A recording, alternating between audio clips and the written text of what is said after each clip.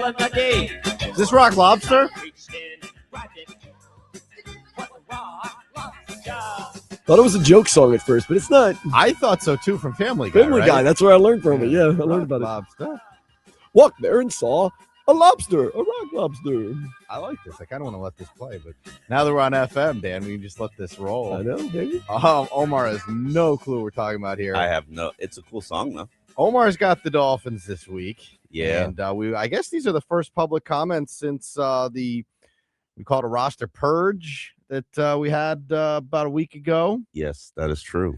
A lot of moves were made, and this will be really, I guess, right, Omar, the first public comments that we've heard about since these things have the have beginning gone down of the gutting of the roster. Now, and more is coming. Unfortunately, what do you expect to hear from the Dolphins leadership when they speak today?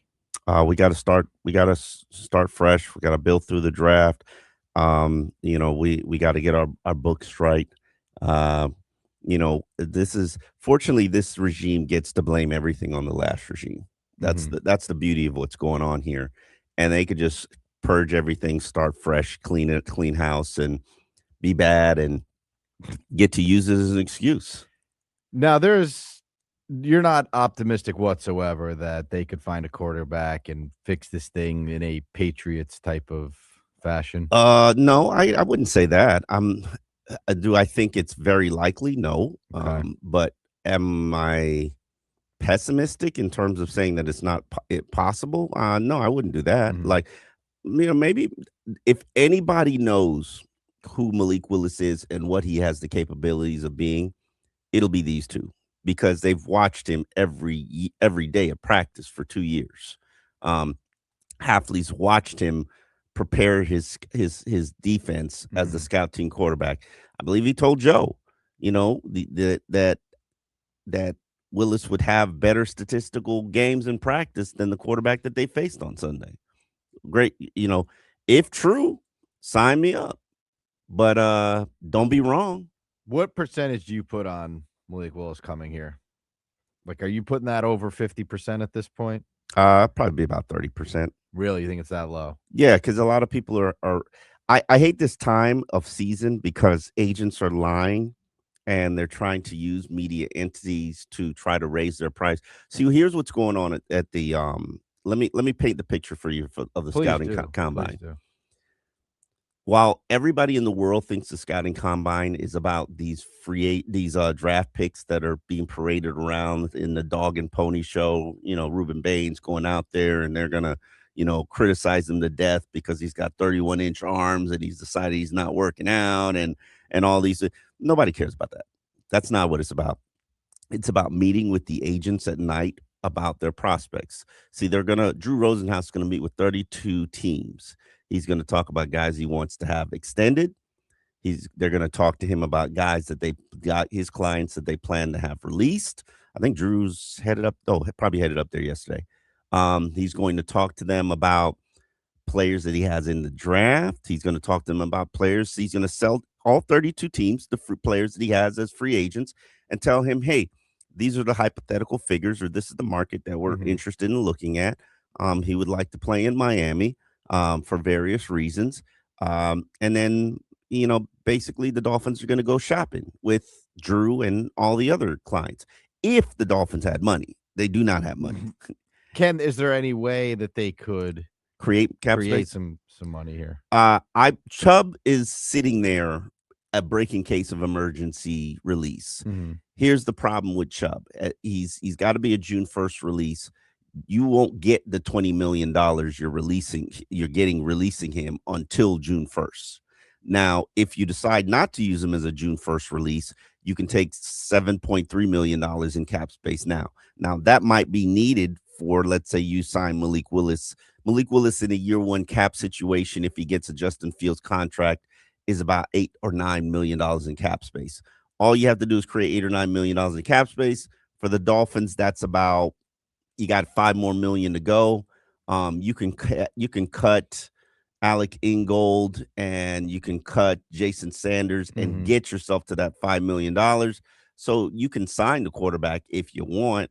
But it's not going to be easy because, like right now, the Dolphins don't even have money to tender Julian Hill, the tight end that they've developed for 3 years. They do that, their business is done. Like, you got to expose him to the market. He's a restricted free agent. You have to expose him to the market because tendering him is more than the cap space you've got. Okay, you do that, buying season is closed. So how long do you think the Dolphins will be in this situation? Just 1 year. Situation. So Just 1 year. They'll be out of this. This is like, as I wrote in my column for the Miami Herald, this is like you've been living off credit card for a while. Okay, you've been paying your mortgage and your car note and your insurance with your credit card, and you're just stacking it up, and then you're using one credit card to pay off another credit card. That's what the Dolphins have been doing for pretty much all of Mike McDaniel's tenure. This is the year you can't spend anything. You need to pay down your bills. This is it. Now, 2 is a huge bill that you'd have to pay down if you decide to cut him. Like you cut him, you got to create another $11 million in cap space, which is nearly impossible. Just to be honest with you. It's like you don't even have enough players on your roster you can cut to make it happen. This is where they are. Yeah. And, it's going to be a quiet offseason. I'm seeing this look in your face. It's like you just think that this is. They've been creating this problem for a while, and now these guys are just going to be like, they should be allowed to reset when you fire your GM and coach. I mean, be allowed like a do-over.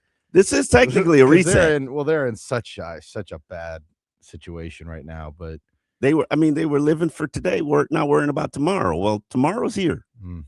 Tomorrow's here. Tomorrow's here. Now, it was funny because the last team that I, off the top of my head that really went like all in and was in a bad spot with the Rams, right? Remember the Rams went all in to win the Super Bowl. Yeah, they had no money. Then they reset for like 2 years after Aaron Donald, and they went young. They drafted well. That's the huge difference. They drafted well, and they're back. But they had a quarterback. It's easier to do it when you have a quarterback. When you don't have a quarterback, it's like, what the hell are you doing? Dolphins don't have a quarterback. I just think this Malik Willis thing is intriguing, but I have a hard time imagining he's going to be some sort of stud starter quarterback that is going to take you for the next 10 years. Oh, I just have a hard time seeing that's so unrealistic. It probably is, right? Scott Mitchell, Jay Fiedler, and Tyrod Taylor are the last quarterbacks that have been in his situation. And any of those guys, like, well, Jay Fiedler won you a playoff game. Okay.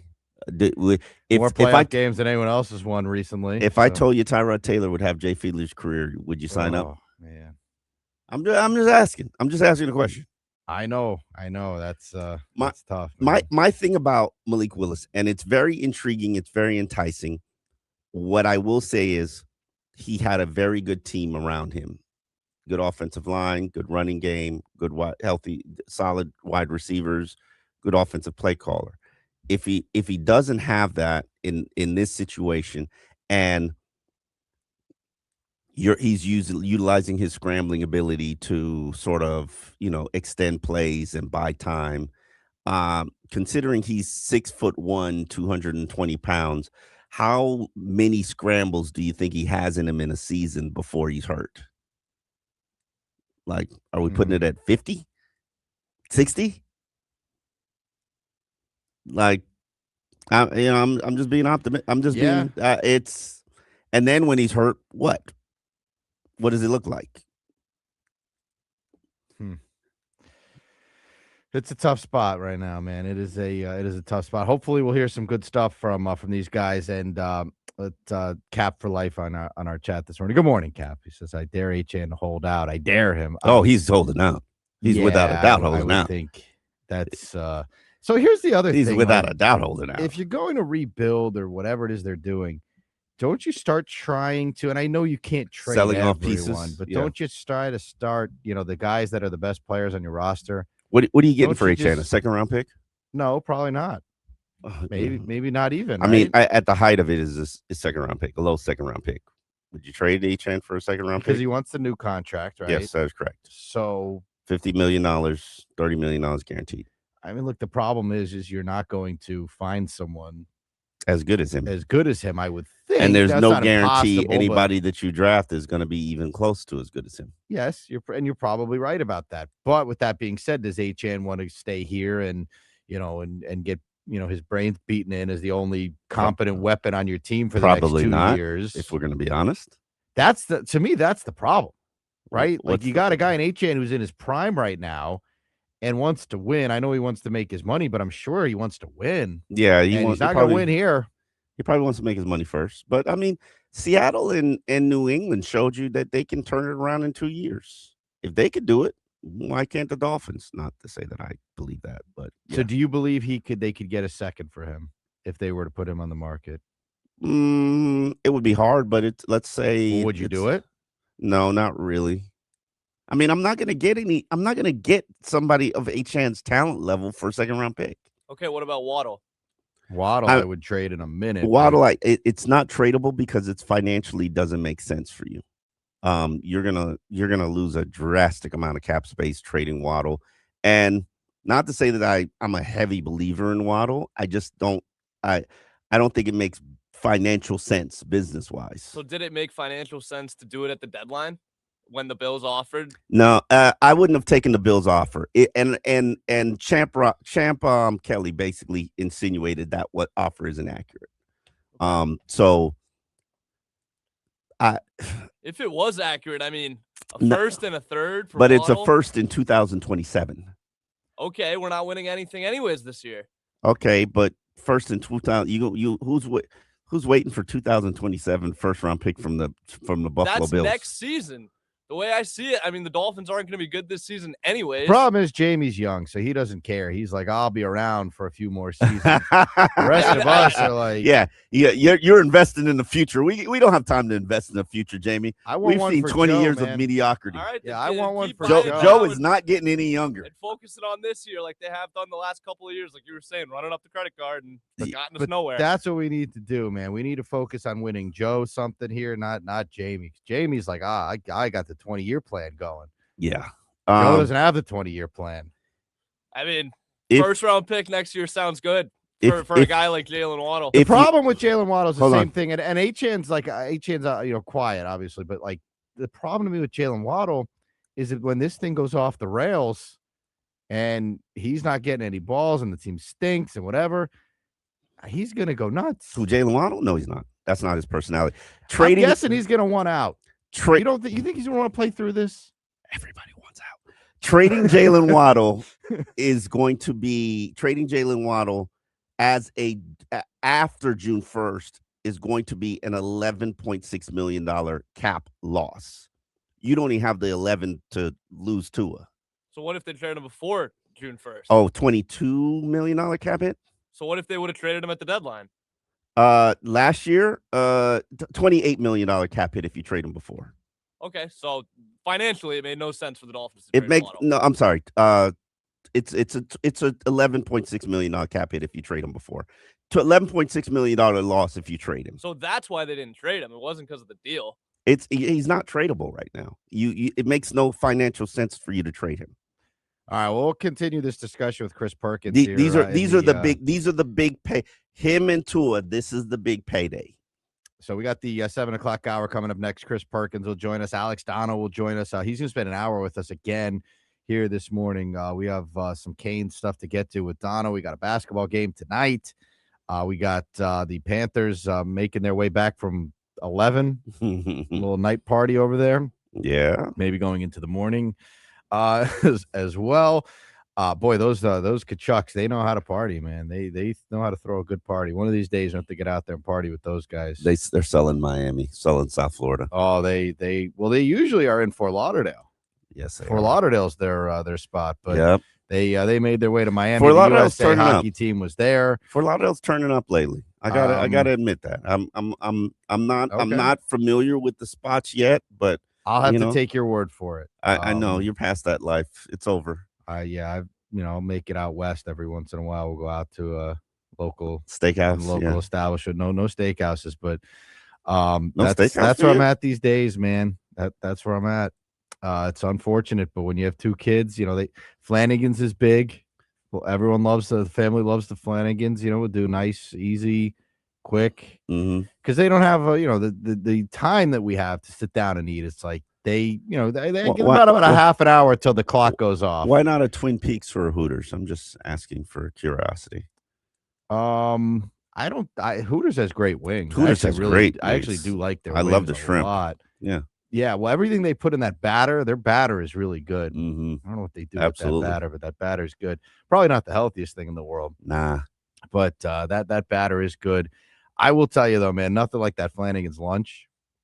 That $6, $7 lunch, whatever that thing is, 10 wings and fries. Can't beat that, man. Omar's face just lit up. You don't know about the lunch at Flanagan's? Nope. All right, we might have to hit that after the show. We got the 7 o'clock hour coming up next on QAM.